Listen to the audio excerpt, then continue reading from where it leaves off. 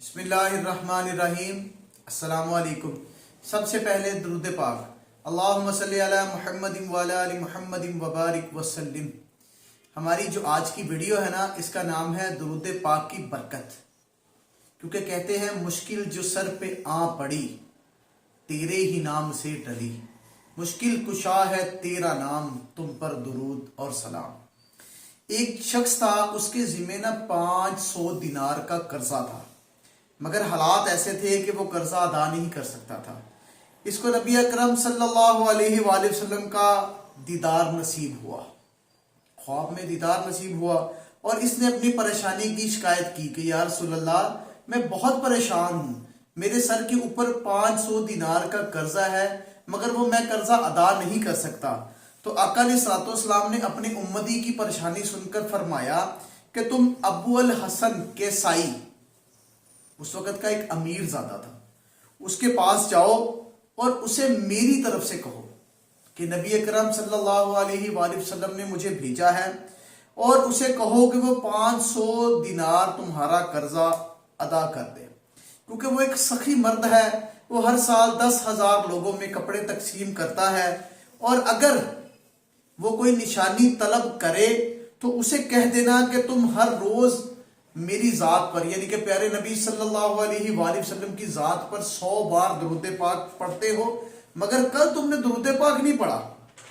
وہ شخص بیدار ہوا نا، بیدار ہو کر ابو الحسن کے پاس پہنچ گیا، پہنچا اور عرض کی، اس بندے نے اس کو عرض کی کہ جی میں نے آپ کے پاس ایک ریکویسٹ کرنی ہے۔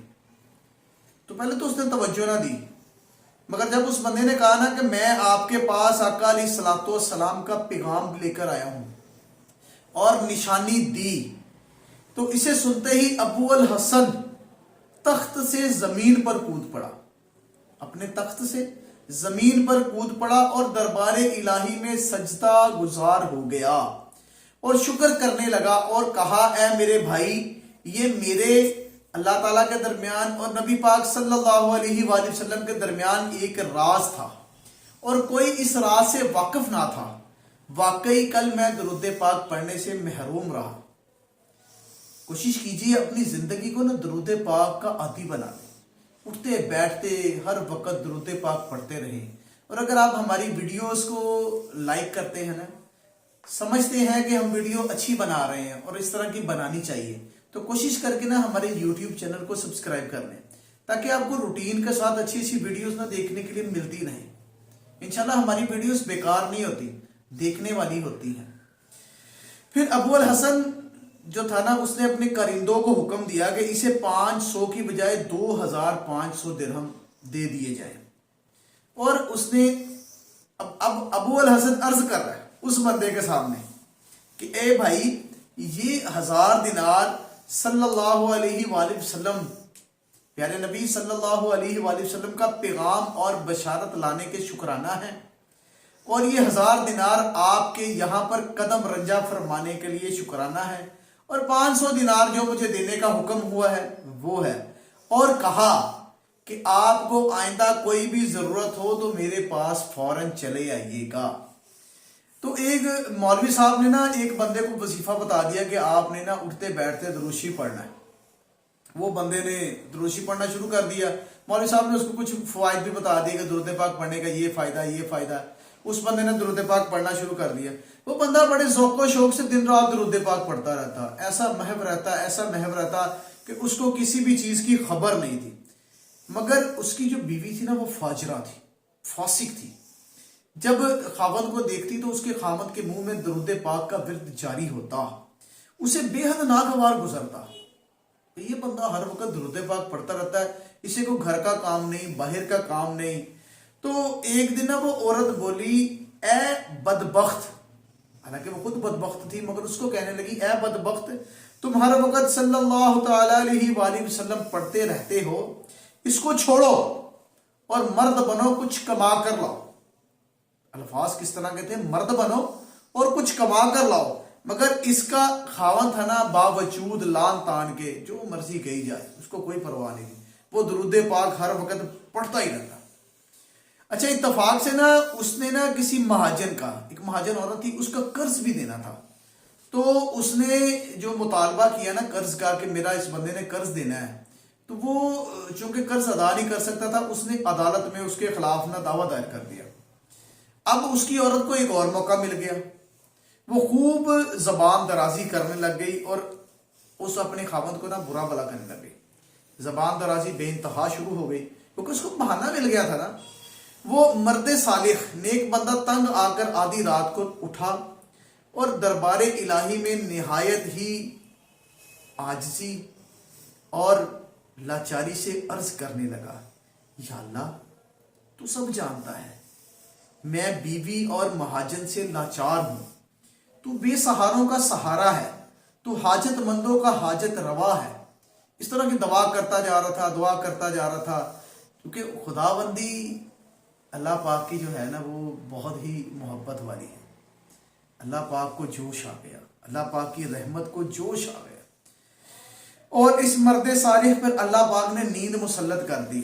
اور اس نے خواب میں دیکھا ایک بزرگ نہایت ہی حسین و جمیل پاکیزہ صورت میں سامنے آئے ہیں اور نہایت ہی خوبصورت آواز سے کلمہ کلام فرمایا ہے اور کہنے لگے، اے میرے پیارے کیوں گھبراتے ہو، کیوں گھبراتے ہو؟ گھبراؤ نہیں، تمہارا کام بن جائے گا، میں خود تمہارا مددگار ہوں. اس مرد صالح نے عرض کیا کہ آپ کون ہیں؟ تو آگے سے جواب آیا، میں وہ ہوں جس پر تو درود پاک کی کثرت کرتا ہے. محبت سے ایک بار درود پاک پڑھیے. الصلاۃ والسلام علیک یا رسول اللہ وعلی آلک واصحابک یا حبیب اللہ. یہ سن کر نا وہ بہت خوش ہوا، بہت زیادہ، اور دل کی ساری بے قراری دور ہو گئی. پھر آقا علیہ الصلوۃ والسلام نے فرمایا کہ تمہیں گھبرانے کی ضرورت نہیں ہے.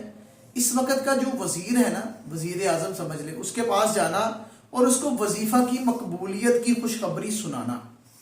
وہ مرد صالح صبح بیدار ہوا نا تو صبح ٹوٹے پھوٹے اپنے لباس میں وزیر اعظم کے محل کی طرف چلا گیا.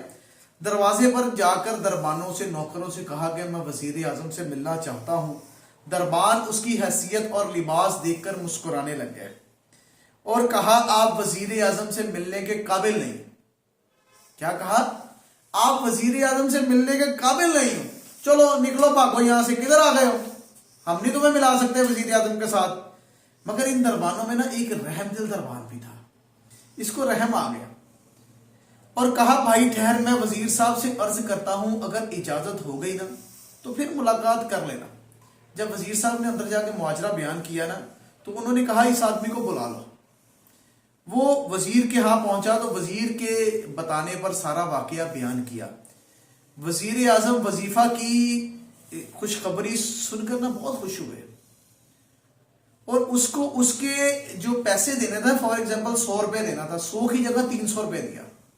ایک رقم کا ایسٹیمیٹ بتا رہا ہوں. جب وہ مرد صالح روپے لے کر گھر پہنچا نا تو بیوی کو دیا تو وہ بھی بہت خوش ہو گئی.